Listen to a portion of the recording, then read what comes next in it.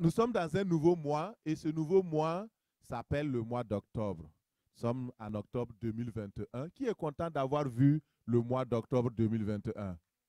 Alléluia, acclamons le Seigneur. C'est un miracle. C'est un miracle. Beaucoup ne l'ont pas vu. Toi, le Seigneur t'a fait une grâce. Et c'est pourquoi, donc, ce mois d'octobre, nous allons lui donner un nom. Nous allons proclamer quelque chose qui va aller avec ce mois. Et si tu saisis par la foi la promesse que Dieu a faite sur ce mois, si tu saisis par la foi la déclaration de ce mois, tu verras que ça va s'accomplir dans ta vie au nom de Jésus. Et nous déclarons le mois d'octobre, notre mois de la faveur et de la gloire. Alléluia. Acclame le Seigneur. Ce mois est dédié à notre Dieu de la faveur et de la gloire, qui va manifester sa faveur dans ta vie, va manifester sa faveur dans ta famille, il va manifester sa faveur dans ton travail, il va manifester sa faveur dans ta vie spirituelle, dans ta vie physique, dans ta santé, sa faveur va se manifester au nom de Jésus. La gloire du Seigneur va se lever et tu verras qu'il y a des choses qui étaient pendant longtemps en latence dans ta vie. Tu voyais que ça ne démarrait pas. Tu as tout fait. Tu as prié. Tu as jeûné. Ce n'est pas une question de jeûne ou de prière. C'est une question de faveur. Et lorsque la faveur de Dieu se manifeste dans la vie de quelqu'un, alors il y a une différence nette qui s'accomplit. Et ce message, c'est un message prophétique, ma soeur, c'est un message prophétique, mon frère. Et le Seigneur va accomplir sa volonté dans ta vie au nom de Jésus. Prenons dans Ézéchiel 36, mon frère, ma soeur. Et il dit dans Ézéchiel 36, je vous laisse ouvrir votre Bible. Heureusement, aujourd'hui, nous n'avons pas de projection.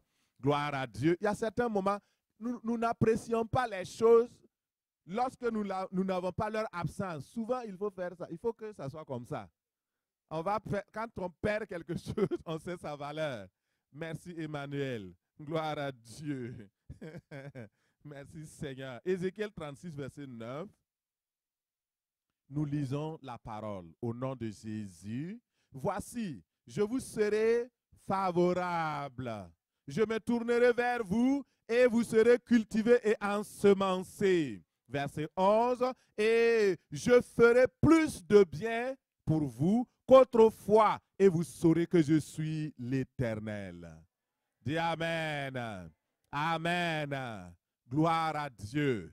Si nous regardons le contexte dans lequel cette prophétie a été donnée, nous voyons le peuple de Dieu qui était aux prises avec une grande adversité, une adversité tellement terrible que ses ennemis, le dessein de ses ennemis, c'était de l'anéantir, c'était de le décourager. Et j'ai noté 7 points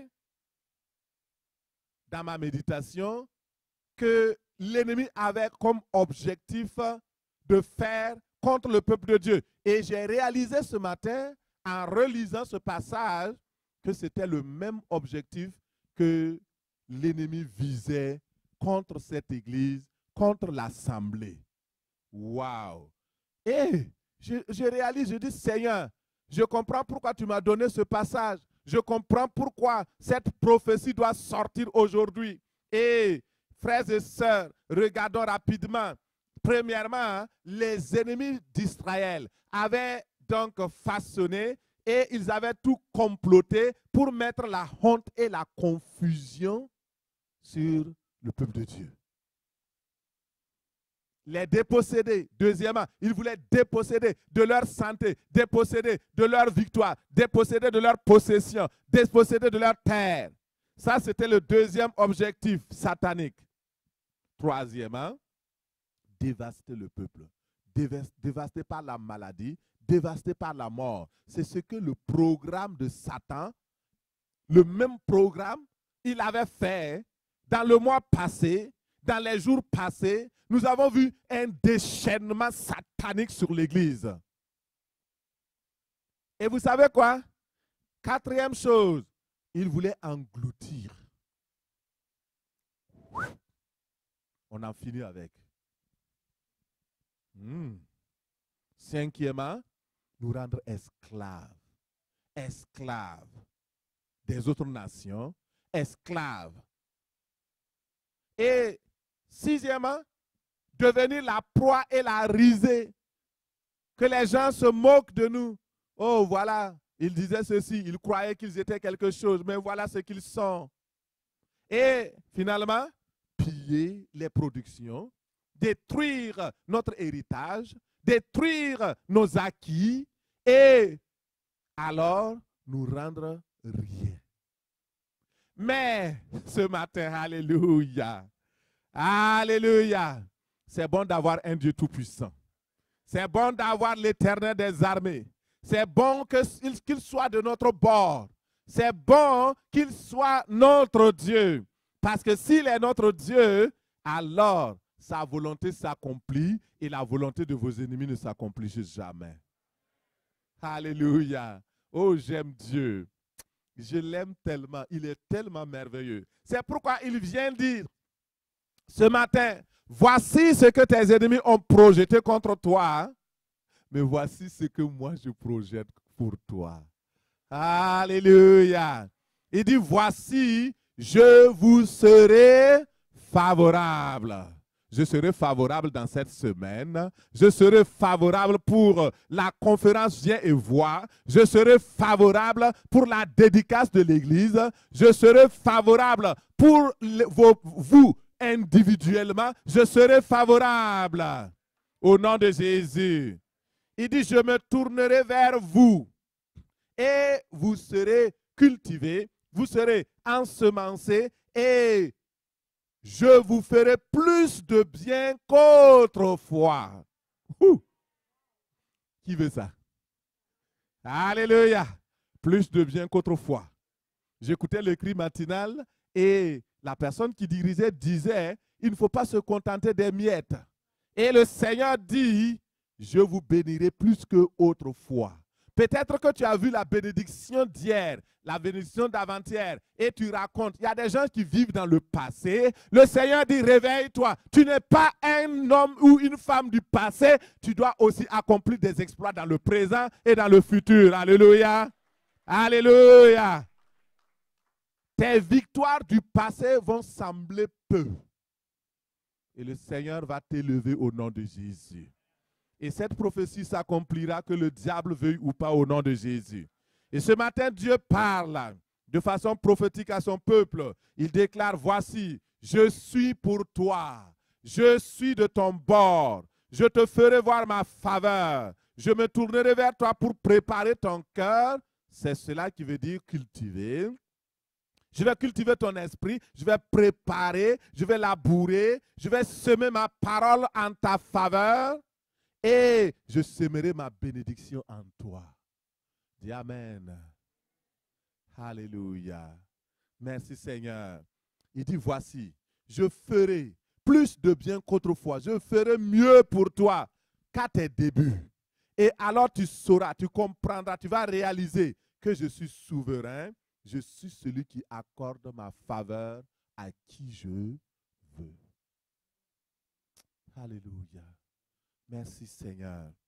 C'est la promesse du temps de la faveur et de la gloire. Et ce temps de faveur et de gloire, c'est une promesse qui tient. Dans 2 Corinthiens 6, verset 1, il est dit que c'est le temps favorable, c'est maintenant. Il ne faut pas laisser aujourd'hui pour dire c'est demain, c'est après-demain, c'était hier. Il y a des gens qui croient que le temps favorable était pour les apôtres. Ils disent, non, oh, aujourd'hui Dieu ne fait plus. Mais pourtant, le temps favorable, c'est maintenant. Alléluia. C'est maintenant. 2 Corinthiens 6, verset 1 nous dit, puisque nous travaillons avec Dieu, nous vous exhortons à ne pas recevoir la grâce de Dieu en vain. Car il est dit, au temps favorable, je t'ai exaucé. Au jour du salut, je t'ai secouru. Voici maintenant le temps favorable. Voici maintenant le jour du salut. Alléluia. Le jour du salut est là. Nous avons une campagne d'évangélisation pour gagner des âmes. Le Seigneur dit, crois dans ton cœur, accepte que c'est le jour du salut. Si nous ne croyons pas que c'est le jour du salut, il ne se passera rien. Mais si nous croyons que le jour du salut, c'est maintenant, c'est le temps favorable pour Sherbrooke, c'est le temps favorable pour l'esprit, c'est le temps favorable. Et Dieu va se lever pour libérer l'esprit de toutes les contraintes maléfiques. Le Seigneur s'est levé et c'est le temps,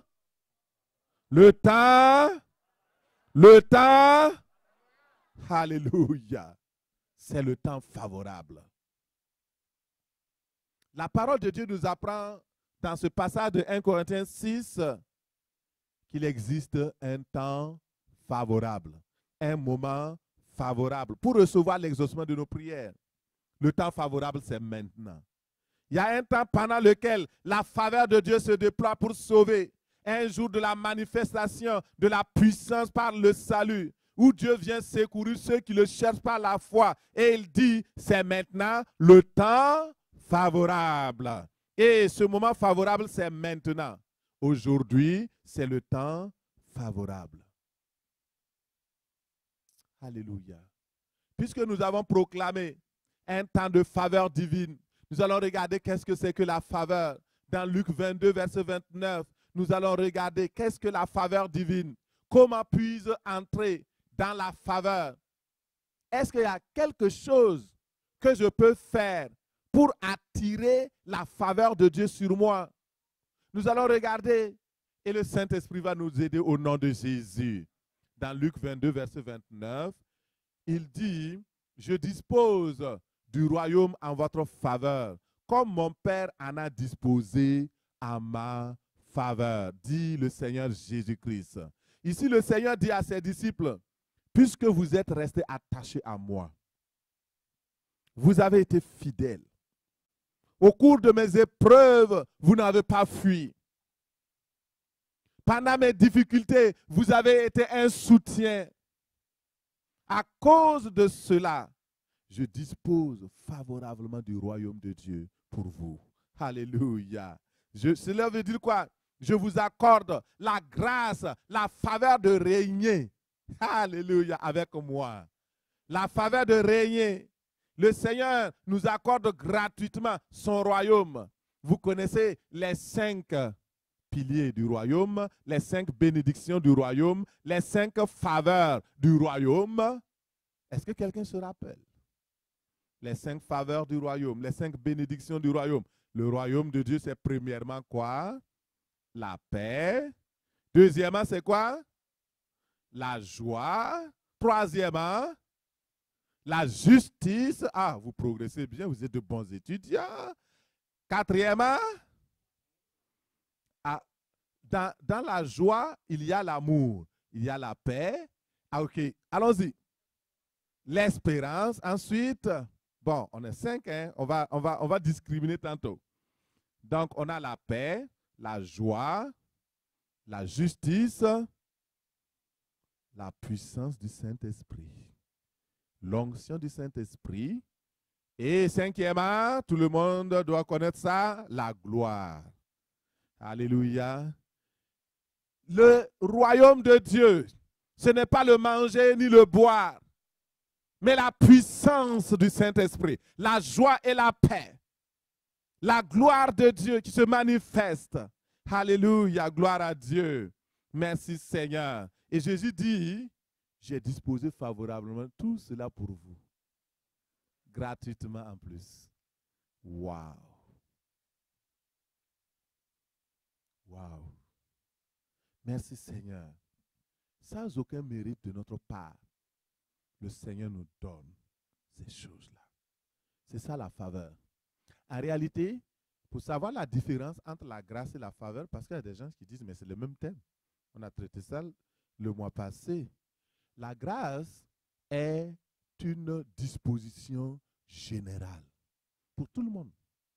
La faveur, c'est la manifestation concrète de la grâce de Dieu dans la vie d'un individu à un moment précis, à un moment donné, Dieu concrétise la grâce dans ta vie par une faveur imméritée. Il vient te tendre la main, te donner ce que tu attendais pendant longtemps et tu ne l'avais pas, pour faire une distinction entre toi et ceux-là qui ne se confient pas en Dieu. La faveur de Dieu. Il y a des gens, ben mettons, ok, allons-y concrètement. Dans l'église, tout le monde, nous sommes frères et sœurs. Mais il y a des frères et des sœurs à qui tu es plus collé que d'autres. Et c'est comme ça, non? Bon, ça par exemple, ce n'est pas normal. Mais non, c'est la vérité. Je veux dire que naturellement, hein, il y a des personnes qui sont nos favoris. Oui ou non? Dieu aussi a des favoris. Et quand on dit que Dieu fait faveur, ça veut dire qu'il y a des gens qui sont collés à Dieu tellement qu'à un moment donné, Dieu leur donne une faveur. Regardons Enoch. La Bible dit que Enoch marcha avec Dieu. Il était collé, serré avec Dieu. Et il marchait avec Dieu. Dieu s'éloigne, Enoch est là. Dieu fait un pas et entre-temps, Dieu regarde. Il voit que la distance entre ce Enoch et ce Dieu, c'était plus proche d'aller chez Dieu et le Seigneur l'a enlevé. Ça, c'est une faveur. Il n'a pas vu la mort. Dis Amen. Alléluia. La faveur. Dieu voit des choses. Il comprend. Il dit, tu es tellement proche de moi. Oui, c'est comme un enfant qui est collé à son papa, oui, qui est collé à sa maman. Et quand l'enfant dit, j'ai besoin de ça, toi-même, tu ne sais pas comment, par où tu es passé, mais tu lui donnes pareil. Alléluia. Ça, c'est la faveur de Dieu. La distinction de Dieu. Et dans la parole de Dieu, la faveur divine est étroitement liée à la grâce. Tous ceux qui ont reçu Jésus-Christ comme Seigneur et Sauveur sont sauvés par grâce, par le moyen de la foi. Tous sont éligibles à la faveur de Dieu. C'est parce que la grâce est là que nous pouvons entrer dans la faveur. Et justement, cette personne peut connaître la faveur de Dieu parce que nous mettons notre confiance dans le Dieu de notre salut. La faveur de Dieu, c'est lorsque Dieu lui-même, il met à notre disposition sa bonté, son amour, ses bénédictions et le tout gratuitement, alors que nous ne méritions rien. C'est le fait que Dieu choisisse d'accorder sa générosité à une personne parce que Dieu aime cette personne simplement. Il se souvient de lui. Il se souvient des actes que cet homme ou cette femme a posés. La faveur, c'est une marque de la bienveillance de notre Dieu, accordée gratuitement. Pourquoi c'est important d'obtenir la faveur de Dieu? Ça, remarquez et retenez cela. Si vous pouvez écrire, c'est excellent. Pourquoi nous devons obtenir la faveur de Dieu? Pourquoi rechercher la faveur de Dieu? Premièrement, parce que lorsque vous êtes favori de Dieu, lorsque vous avez la faveur de Dieu, cela vous propulse au sommet. Alléluia.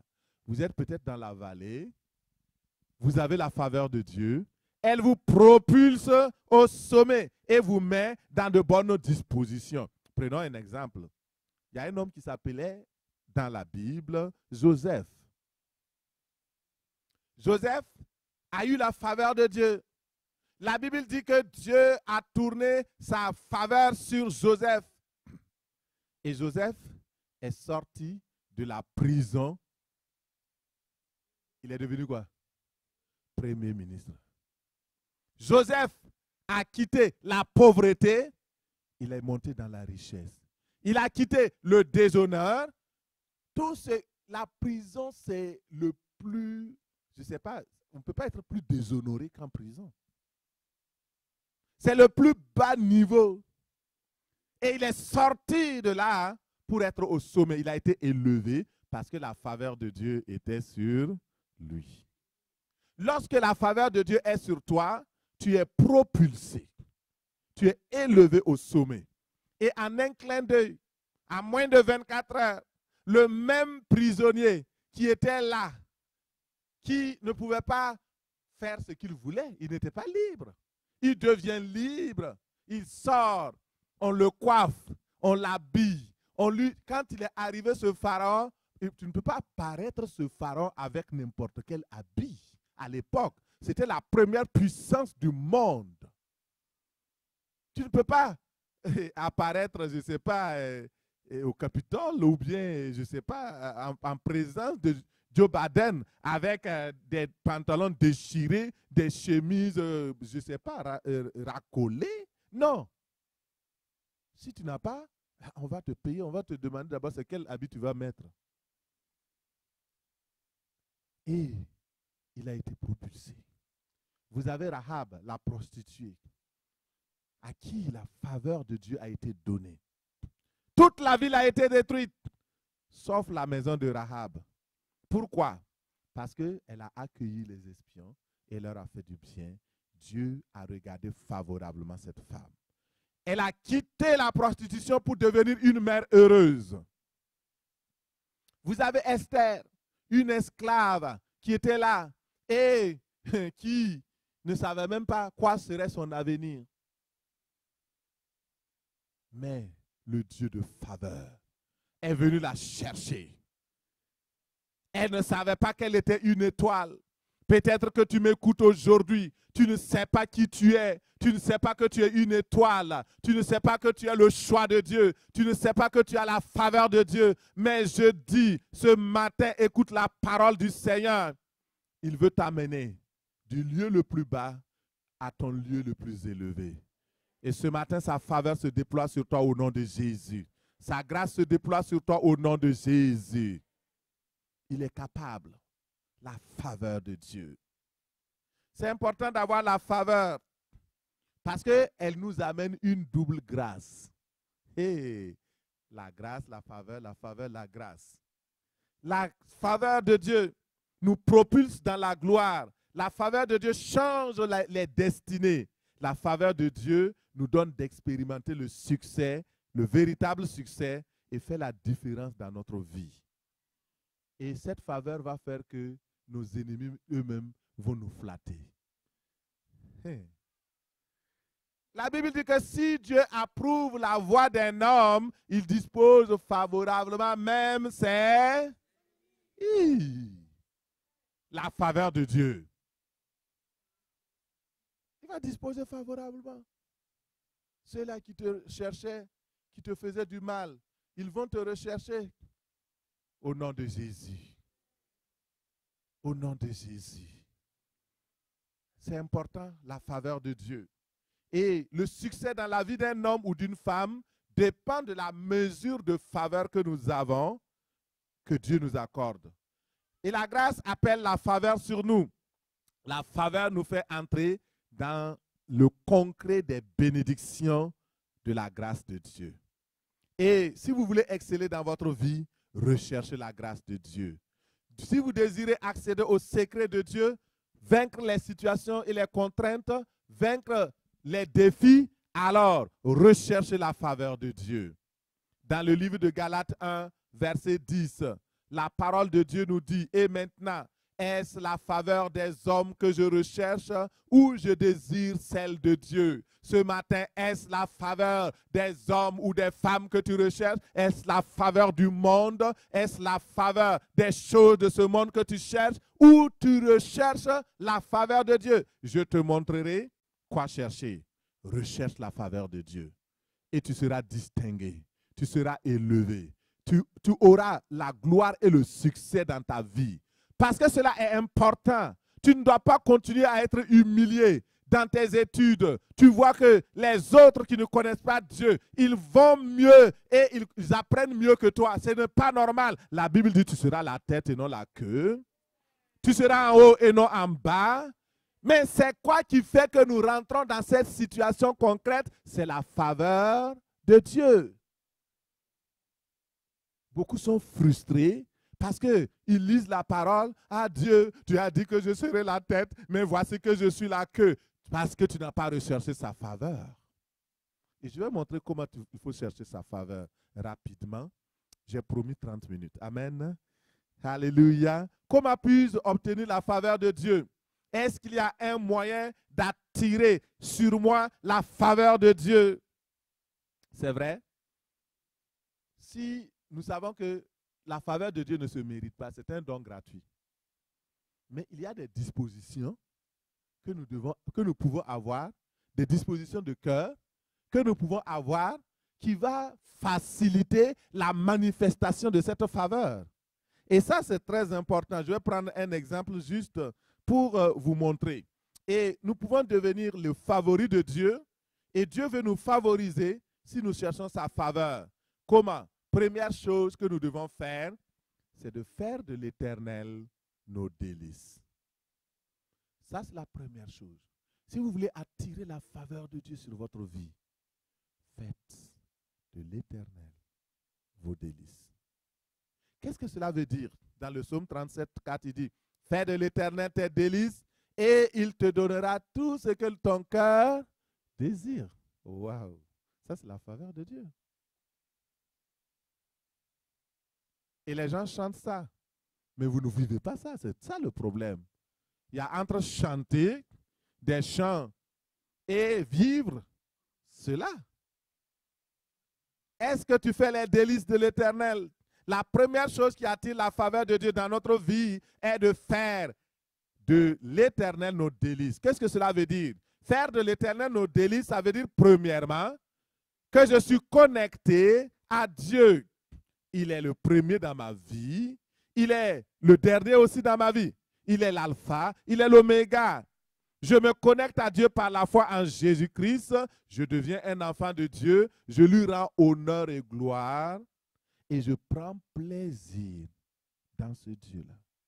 En l'adorant, en lui obéissant, en suivant sa parole, en respectant ce qu'il veut que je fasse. Et je me réjouis en lui. Je trouve mon plaisir en l'Éternel, le Dieu qui a créé le ciel et la terre. Voilà faire de l'Éternel ses délices. Et Dieu montrera sa faveur à toute personne qui fait de lui ses délices. Dieu va favoriser toute personne qui cherche sa présence, qui aime la présence de Dieu, qui aime l'intimité de Dieu. Dieu est notre délice. Ça veut dire que nous l'aimons, nous l'apprécions, nous aimons sa présence, nous aimons sa parole. Ça attire la faveur de Dieu. Deuxième chose qui attire la faveur de Dieu, c'est de faire le bien autour de nous. Faire le bien, donc ça attire la faveur de Dieu sur nous. Dans Proverbe 11, verset 27, il est écrit, celui qui recherche le bien s'attire de la faveur.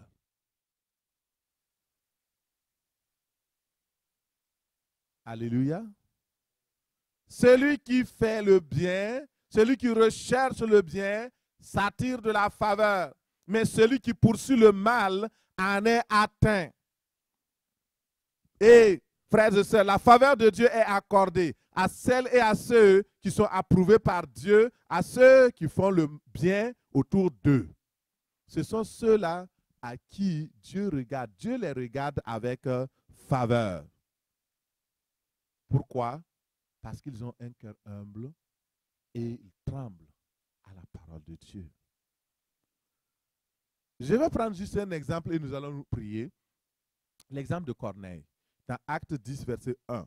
Il y avait à Césarée un homme nommé Corneille, centenier de la cohorte dite italienne. Cet homme était pieux, il craignait Dieu avec toute sa maison. Il faisait beaucoup d'aumônes au peuple et priait continuellement Dieu. Amen. Cet homme, Corneille, était un officier romain. Il commandait un bataillon d'une centaine de soldats et son régiment s'appelait le régiment italien. Malgré son rang, malgré son élévation, malgré son importance, malgré ses titres, malgré ses grades et sa position, Corneille était un homme qui adorait le vrai Dieu. Avec toute sa maison, il était très généreux, il donnait, il aimait donner. La Bible dit, donnez et il vous sera donné. Lorsque vous donnez, vous faites une semence. Et cette semence a une puissance de se reproduire, de pousser, de monter et de se reproduire en se multipliant. C'est pourquoi la semence est tellement importante. Cet homme, malgré son rang, il aimait Dieu. Il y a des gens qui ils se prennent pour des gens importants et ils ne veulent plus adorer Dieu. Un jour, je témoignais à un collègue à l'université et je lui parlais du Seigneur. Il dit, mais non, ne me parle pas de ces choses. Tu ne vas pas me dire que tu crois à ces affaires. C'est-à-dire, au niveau où tu es rendu, tu ne dois plus croire en Dieu. Au niveau académique, scientifique, quand même. Vous voyez comment les gens sont mal barrés? Corneille a eu la grâce, la faveur de Dieu, l'humilité. Qui que tu es, où que tu sois, tu as besoin de la faveur de Dieu. L'attitude de Corneille va attirer sur lui la faveur de Dieu. Regardons dans Acte 10, 3. Il dit, vers la 9e heure du jour, Corneille vit clairement dans une vision un ange de Dieu qui entrait chez lui et qui lui dit, Corneille, les yeux fixés sur lui et saisi d'effroi, répondit, qu'est-ce que Seigneur? Et l'ange lui dit, tes prières et tes aumônes sont montées devant Dieu et il s'en est souvenu. Il s'en est souvenu. Est-ce qu'il y a des actes que tu as posés dans ta vie qui vont faire que Dieu va se souvenir de toi et t'être favorable? Est-ce qu'il y a des actes, est-ce qu'il y a des choses que tu as faites, tes prières ou tes aumônes, pour que le Seigneur tourne sa face et envoie un ange chez toi? C'est tellement important.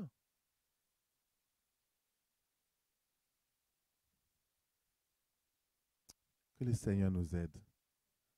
La première faveur que Corneille a eue, c'est quoi? D'abord, il était un païen, il ne connaissait pas Dieu, il était religieux, il aimait Dieu. Mais comme son cœur était disposé, comme il avait, comme on dit, déroulé le tapis pour que les invités viennent. Vous n'avez pas déroulé le tapis. Comment on peut? La faveur de Dieu, vous pouvez la tirer. Et Corneille a tiré cette faveur-là. Et il a été récompensé. La première chose, Corneille a reçu la visitation d'ange. Un ange qui portait un message.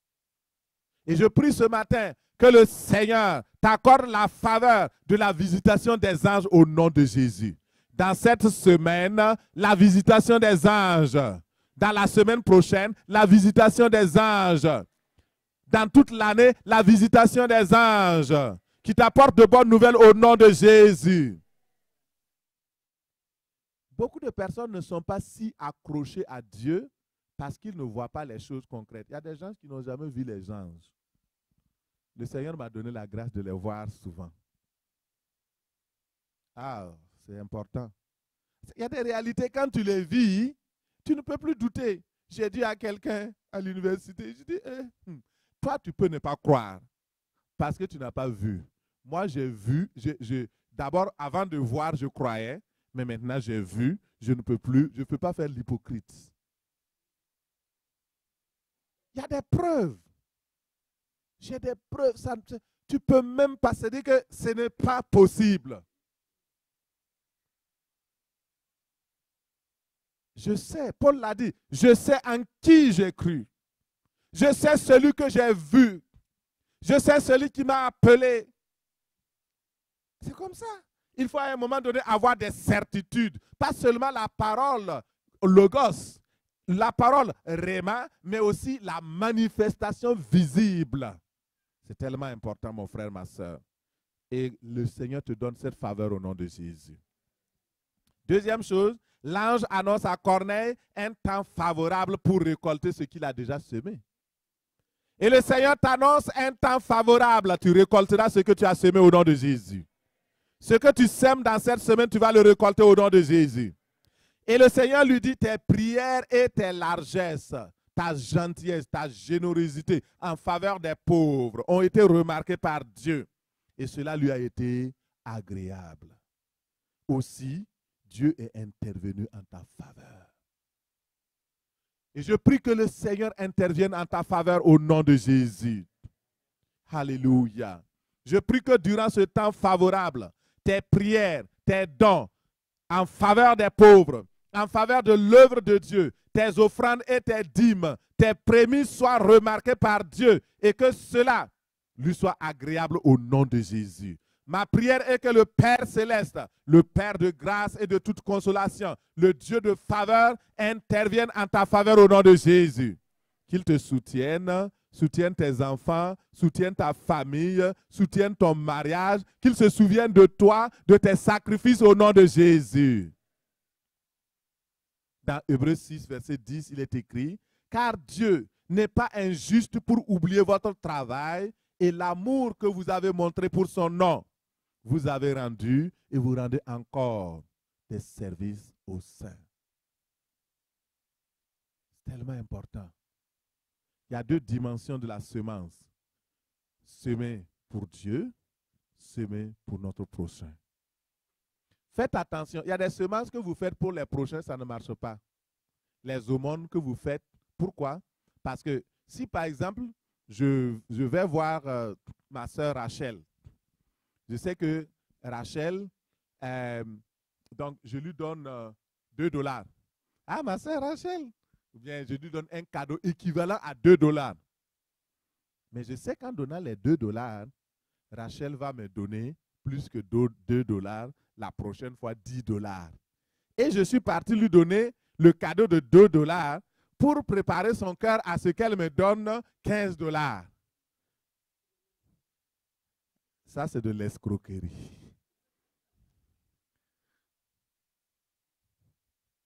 Et souvent, c'est ça.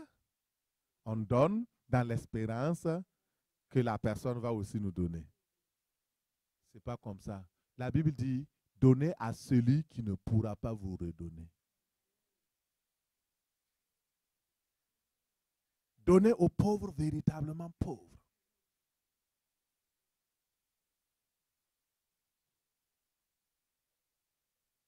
Que le Seigneur nous ouvre les yeux au nom de Jésus. Corneille, troisièmement, il rencontre un instrument merveilleux de Dieu. Dieu lui envoie un ange. L'ange lui dit d'aller chercher Pierre. Il l'envoie chercher Pierre, qui est l'apôtre, qui a la solution de la faveur divine dans la vie de Corneille. Et lorsque vous avez la faveur de Dieu, il vous connecte aux bonnes personnes chargées de vous bénir. Que le Seigneur te connecte à tes helpers, les personnes qui pourront t'aider à avancer au nom de Jésus. Il y a des personnes incontournables dans ta vie. Il y a des gens, souvent je regarde, surtout les jeunes.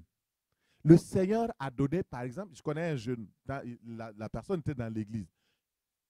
Cette personne, Dieu l'a amené pour le connecter afin qu'il soit élevé. Mais non, on est pressé.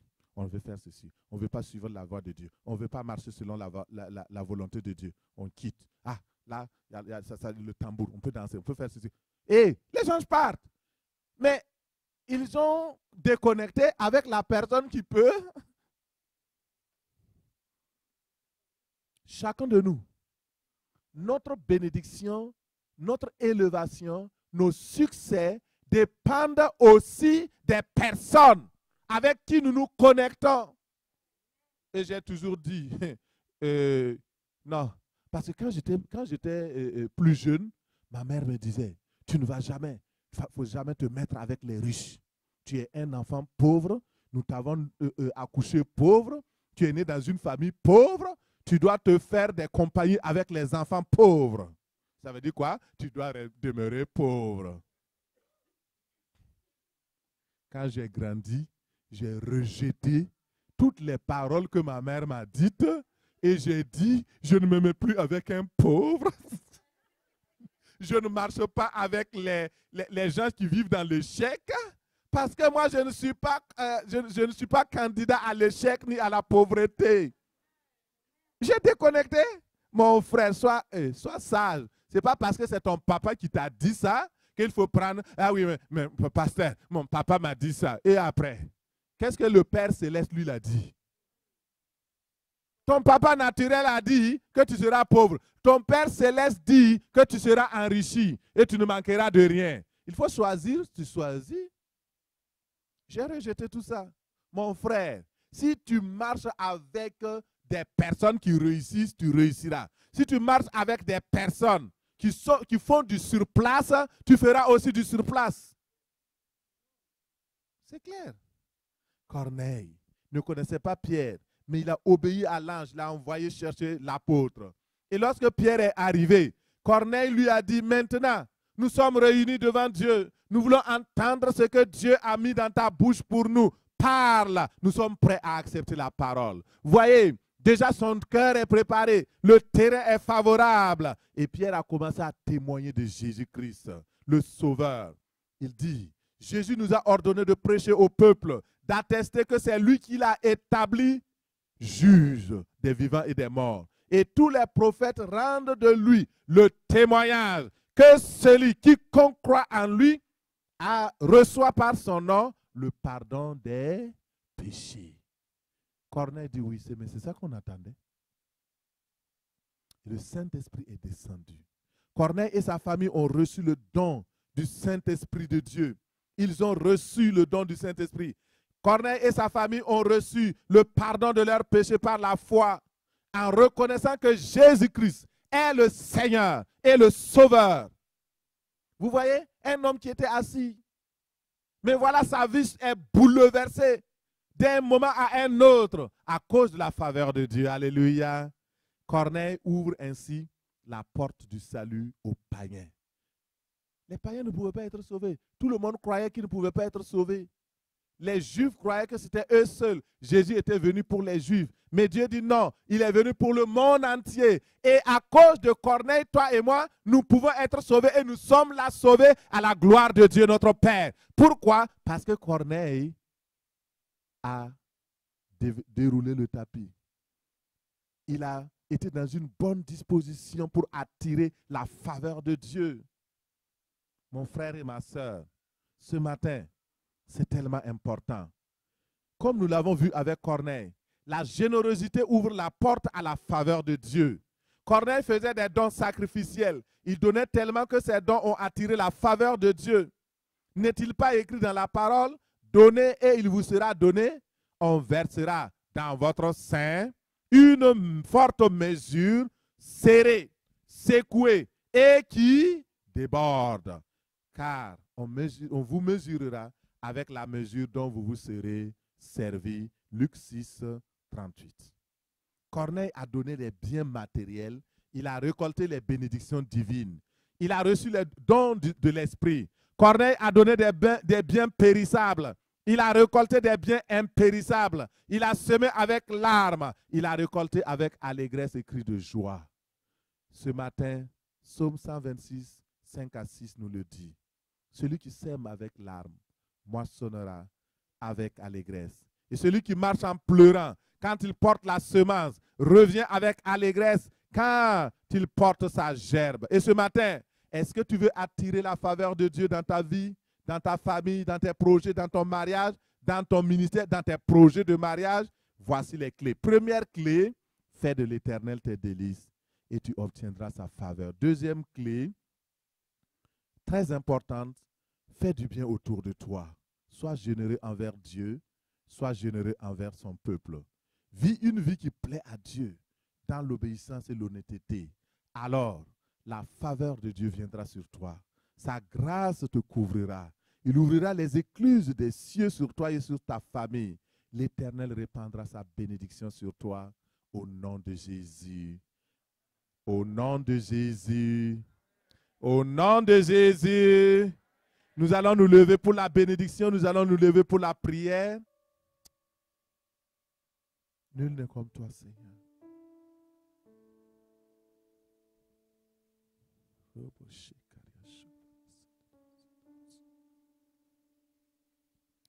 Nous recevons la bénédiction. Seigneur éternel, nul ne comme toi. Je prie ce matin afin que tu multiplies, ô mon Dieu, tes merveilles et tes desseins à notre faveur, en faveur de ton peuple, en faveur de ton Église au nom de Jésus, en faveur de nos familles. Multiplie, Seigneur, tes faveurs au nom de Jésus. Père céleste, agis en faveur de ton Église. Agis en faveur de ton assemblée. Dieu Tout-Puissant, opère un signe en faveur de la conférence Viens et Vois. Opère un signe en faveur de la mission. Opère un signe en faveur de la dédicace de l'Église. Opère un signe, Seigneur, que les ennemis le voient et soient confondus. Tu es le secours de cette Église et de cette assemblée. Et nos yeux sont sur toi. C'est toi qui nous consoles. C'est pourquoi, Père Céleste, tu es la gloire et la puissance de ton peuple. C'est ta faveur, ô Dieu, qui relève notre force. Père, glorifie ton nom alors que nous sommes dans la semaine de la manifestation de ta grâce, de ta faveur et de ta gloire. Glorifie ton nom, Seigneur. Glorifie ton nom, Seigneur. Non pas à nous, Seigneur, mais à ton nom donne gloire. Ta main est forte et élevée. Relève la tête de ton peuple. Glorifie ton nom, Seigneur, et manifeste ta puissance. Seigneur, donne-nous de nous réjouir de la faveur que tu nous as donnée.